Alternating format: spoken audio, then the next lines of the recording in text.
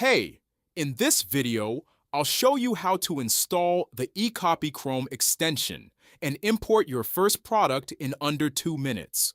First, head to the Chrome Web Store and search for eCopy, or use the link directly from the eCopy app. Click Add to Chrome and confirm the installation.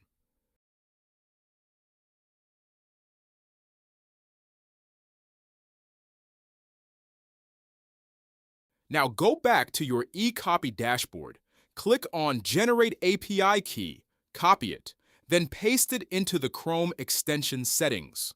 This connects the extension to your Shopify store. That's it. Setup is done. Now visit any product page, AliExpress, Amazon, eBay, Etsy, Shein, Temu, and more.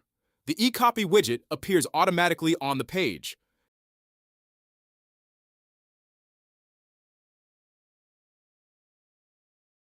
Click Quick Import, and the product is instantly live on your Shopify store with all details, images, and variants imported. Try eCopy for free. Link in the description.